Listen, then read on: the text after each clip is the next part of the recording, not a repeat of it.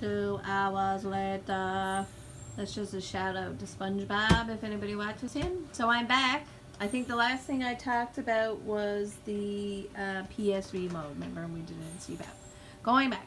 So what I will say, I'll talk about the alarms. If an alarm comes up, alarm silence here. This will stay silent for 2 minutes. If an alarm does come up, it's just alarm reset for this. Also, this is a great little vent because if you want to suction the patient with the inline suction, which I will do a video on that as well, all you need to do is hit this suction button and it will give you 100% O2 suction and you'll have alarm silence for 2 minutes. So that's a lovely little option there. So that's all you got to do for that if you want to suction the patient. If you want to change your FiO2, again, if the patient's desetting, for this one you have to touch it to highlight it in blue. When you highlight it in blue, you take this toggle switch and going clockwise turns it up, going counterclockwise turns it down. See that? Now, say I wanted to turn it to 50%. If you don't tap this again, watch if I don't tap this again. Blue!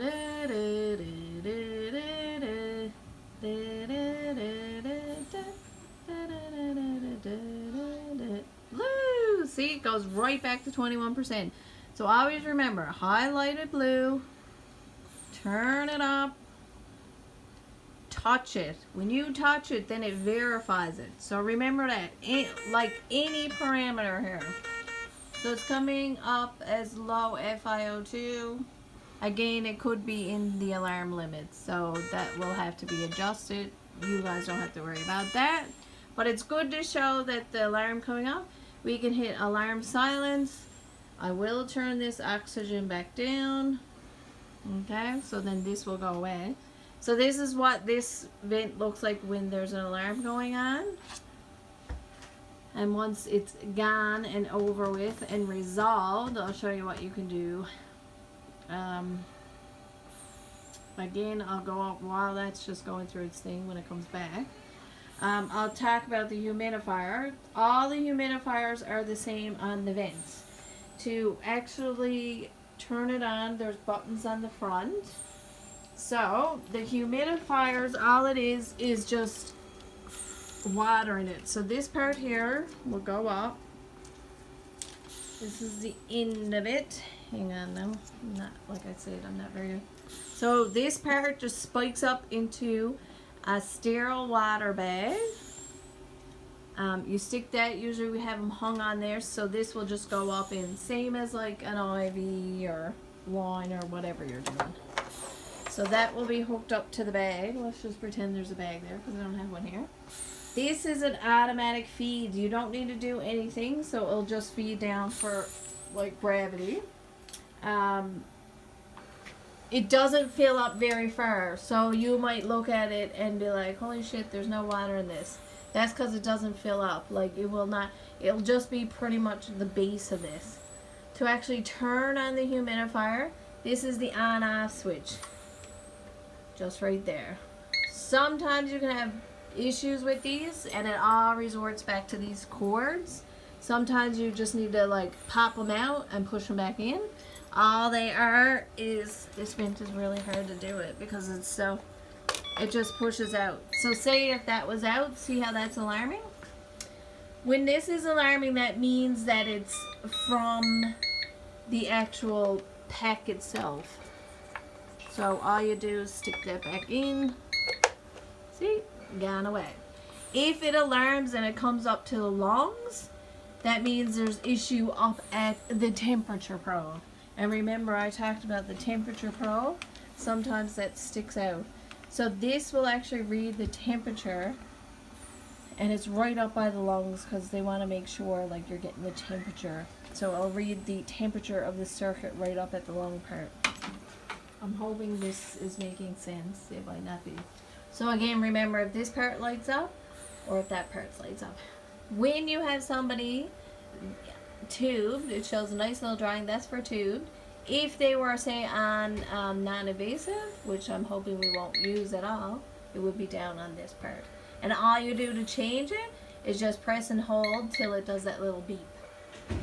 So normally for a vented patient, these read at about 37%. This is going to take some time to heat up.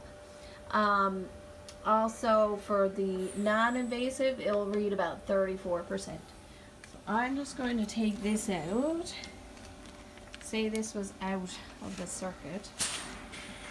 Again, this will give you a big leak, as you can hear. Again, it will come up disconnect. So I just put the end little stopper on there. And again, it's coming up circuit disconnect. So remember I said before when the alarm was going, it was in red. So when the alarm is actually activated, comes up as red, and you can see the little alarm thing here if you go back through my video. If this will always stay up there, it will never go away unless you actually reset it. If you want to reset it, great and fine. If not, don't matter. All you do to reset it is just hit that button and it will go away. That's all. So I'm just seeing if it will actually come up and it will show the lung part. It might not, because where we jacks the heat up in here, so it's probably about 26 degrees in this room right now, no joke. So yeah, like if that was out, eventually that temperature would drop, and then you'd get the little alarm going right there saying that it's at the lung. So remember, if you get the alarm there, it's at the lung part. If you get the alarm lighting up here, it's just these little parts here. And sometimes, you know what, if it's just alarming, turn it off. That's all you can do, because everybody can only take so much of alarms. So that's totally fine to do. If you turn that off, just let us know next time you're talking to us. No big deal, and we'll try to fix it. Again, on the vent, we still use the 2 filters.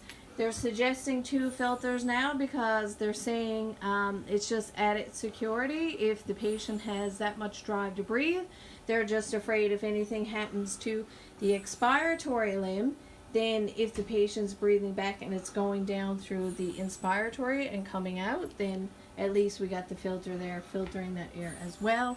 But I still highly suggest wearing your N95s in anybody's room on a vent, because I mean there's so much that can pop off that it's for everybody's own safety. Again, this vent can pop off here, and you'll hear that. The vent can pop off here. That's the expiratory. The vent can pop off on either this one for the humidifier, this one on the humidifier, or last but not least, we know the top. So either 2 of these or the bottom.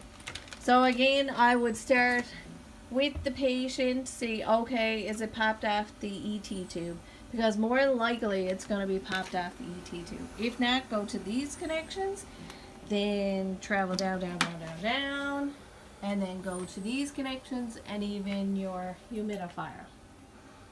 Again, it just came up patient disconnect. So we've seen how the alarms work as well. Is the same thing with the high pressure. I'll try to make that patient cough.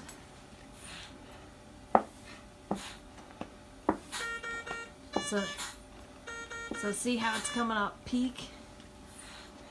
The friggin' circuit don't want to go. Sorry.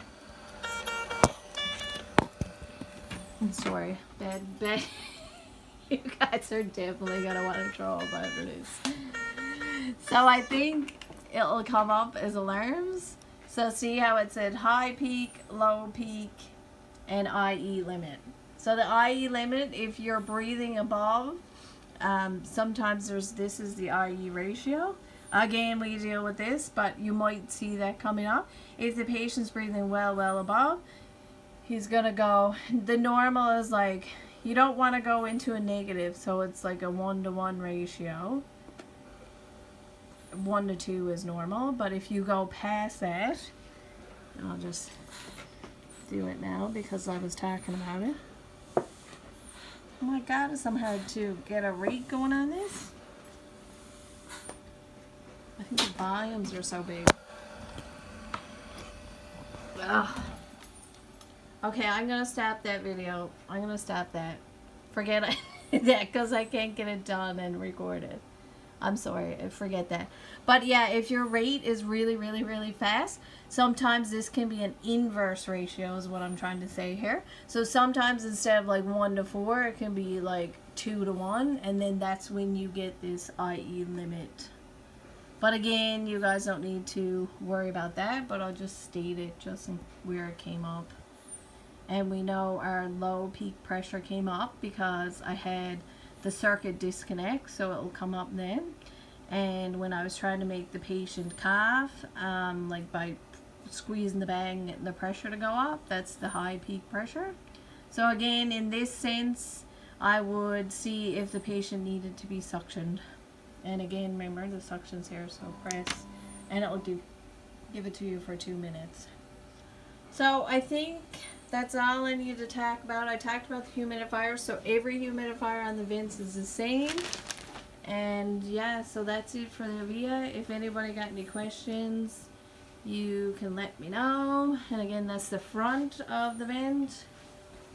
This is the back of the vent. So to turn, oh, and I should show you how to put it in standby as well. To put it in standby, this one's a bit more, you hit the screen button. Again, I made up little pictures of this. You hit standby. It says, are you sure you want to stop ventilating this patient? Hit yes. That's in standby now, so nothing's doing anything. If you want to get the patient out of standby, then just hit resume and it'll just go right back into what you had before. And if for some reason you just don't remember any of that, and you just want to shut off, like you need to shut it off immediately, just go to the back and just pop it off. And that's it. And then it will be shut down. Okay, this one's a long video, so my apologies. Okay, bye.